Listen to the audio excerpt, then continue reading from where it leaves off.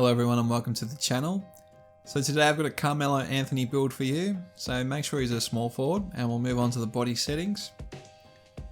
So for Melo, he is listed at 6'7" on basketballreference.com.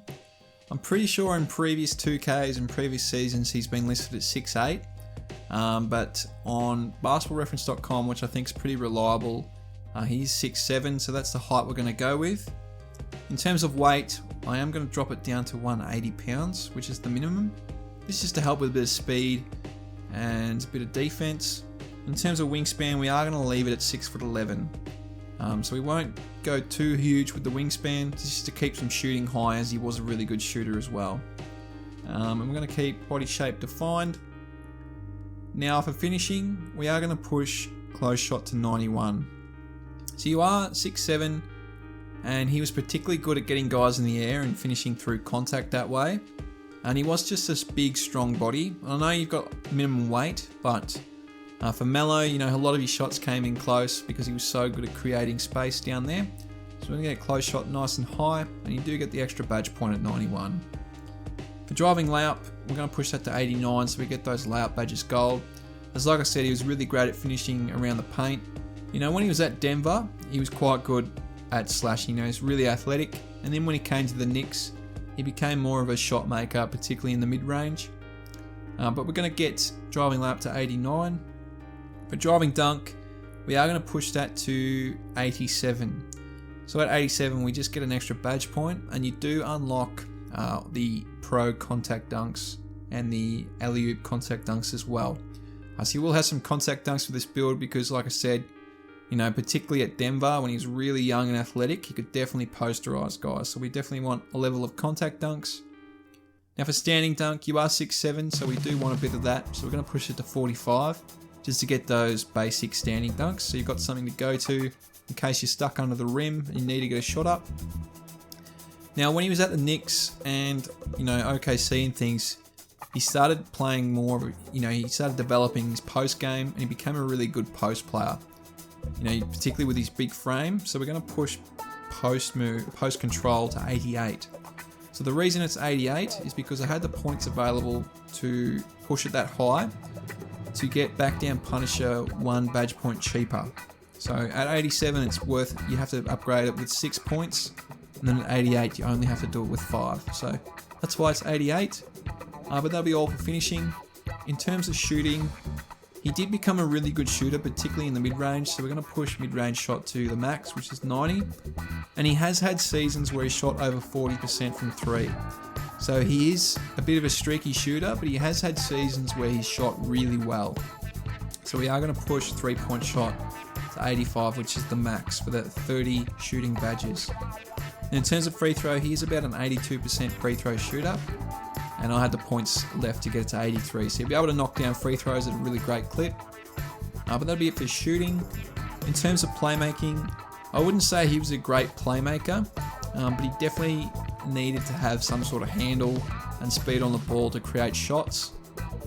So, you know, with every build, you know, I try to get at least 85 pass accuracy, and this build's no different. So we're going to get that gold bullet passer.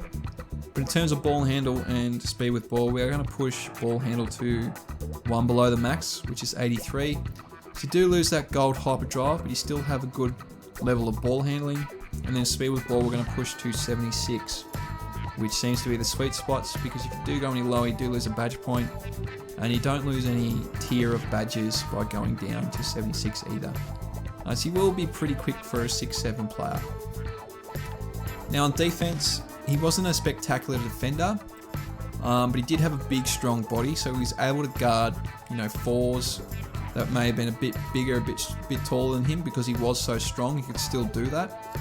But on the perimeter, he was fairly decent. So we're going to push perimeter defense to 81 for that extra badge point, and then we're going to push steal to 78, and then 78 just to get that gold interceptor. And then on block, we're going to push that to 76. So at 76, we just get the extra badge point, and we also get some good things, silver. So, you know, rim protector silver, so you can protect the rim, particularly on help defense. You know, you've got silver pickpocket, You know, silver clamp, silver intimidator with that gold interceptor. So you should be able to find something that can help you guard the man in front of you, contest shots with that intimidator on the perimeter, and also contest shots with the 76 block and the silver rim protector. So you should be able to be a really well-rounded defender with this layout. Now in terms of physicals, we are going to push both speed and acceleration to 80, which is quite good for a 6'7" player. I think 80 speed and acceleration is really high. Particularly, you know, we're already 6'7" with a minimum weight, so we've tried to make it as quick as we can. So I think 80 is pretty good. Now for vertical, we do need that to be 75s to unlock those contact dunks. So make sure the vert's 75. And the rest will just go on stamina for 90 stamina. And that's the build. So in total we have 28 finishing, 30 shooting, 26 playmaking, and 14 defensive badges. For a total of 98 badges for, you know, this prime Melo build. You know, this is a Knicks/Denver Nuggets Melo build. So, you know, it's got an ability to play make, you know, can help defend as well as guard the man in front of him. You know, you've got a really great ability to shoot with a 6'7" frame, and also just an array of ability to finish at the rim. You know, you can post up, you got some standing dunks, you know, driving dunks, those contact dunks. You got 91 close shot. So, you know, if you're really good at getting guys in the air with pump fakes, you got really high close shot to be able to finish. And also a driving layup, because, you know, sometimes you go on for those contact dunks and you get hit and it doesn't give you the animation. You've still got a really high ability to score a layup and get those points. So really versatile scoring build. We'll take a look at the takeovers. So for Melo, I just chose negative impact. You know, I remember as a Bulls fan, I remember him playing us, I think it was on Christmas or something, but he hit 2 threes, I think, in Luol Deng's face. One to tie the game, and then the second one to put him 3 points up or something like that. And, you know, it was just incredible. It was at the Garden. It was just amazing what he was able to do with a hand in his face. So we definitely want negative impact, and also pull-up precision. He was really great at just pulling up from mid-range and 3-point land and hitting those shots. But as you can see, you've made a facilitating 3-level two-way with shades of DeMar DeRozan, Andrew Wiggins, and RJ Barrett. Knicks fans will be hoping RJ Barrett becomes the next Melo, but I think he's got a lot of similarities with DeMar DeRozan in terms of how he scores. He's probably a better perimeter shooter in terms of 3-point shooter, but a lot of his shot making is definitely similar to DeRozan's. But we'll take a look at the badges. Now for finishing, you sort of want this to be really balanced because he was such a balanced player. So you want some post things, you know, drop stepper, back down punisher, mouse in the house, because you are 6'7", you could be on a really small shooting guard that has to play small forward. You know, grace under pressure to help those shots around the rim, posterizer for those contact dunks. You know, slithery finish is great. Get that lob city finisher because you do have an ability to dunk. Get that fast twitch to help, you know, get those shots up quick because you do have a high close shot. Limitless takeoff would be great because you do have the contact dunks, you know, unstrippable, so you don't lose the ball on the way to the rim. And with the last 5, you may want those layup badges, so, you know, fearless finisher you might want on. You know, you may want hook specialist if you're playing, you know, around the paint that way, in the post.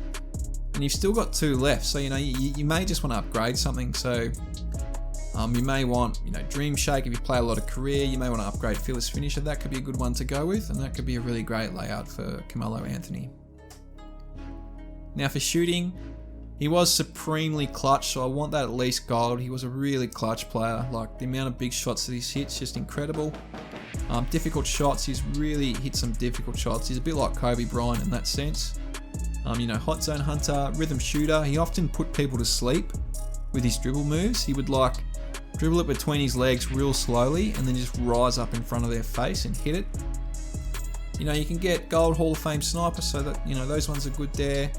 You know, stop and pop and set shooter. He often just waited after he'd do those slow dribble moves, stand still and then just shoot it. You know, limitless spot up because he did hit the ones from deep. Fade ace because he, you know, had that post game. He became really good off the catch later in his career, so you may want to put that on. You know, circus threes because he, you know, hit things off the dribble, you know, dead eye. And then with the last one, you may want slippery off ball. And if I'm being perfectly honest, you probably want volume shooter for Melo as well, and also green machine because He was also, once he got hot, he was really hard to stop, and he was a volume shooter, so those would be extra badges that I would look at as well. Now for playmaking, we definitely want that bullet passer. That's just a must these days with almost every build. You know, you get that quick first step for some speed, stop and go, unpluckable, tight handle so you don't get stripped, you know, space creator because you could definitely create space off the dribble. You know, needle threader, glue hands. He wasn't much of a playmaker, so I won't put diamond on for Melo, but that's there silver if you want it. Get that downhill for a bit of speed. You know, you got handles for days. You know, you're playing the post a lot, so you may want to put post playmaker on silver. Get that extra bit of, you know, assist for your teammates. And then triple threat due, because he was just amazing in the triple threat as well. So that could be a good one for Melo. And then on defense, just some things to help you defend your man. So, you know, clamps, you get the interceptor. Maybe on help defense, you might want rim protector. You know, get the intimidator to help contest shots on the perimeter. You know, you got pick dodger here, you can put that on. Tireless defender, and then maybe pickpocket on bronze. Could be good as well. So that could be a good layout for Melo. All in all, that's the build. I hope you've enjoyed the video, and I hope you have a really great day.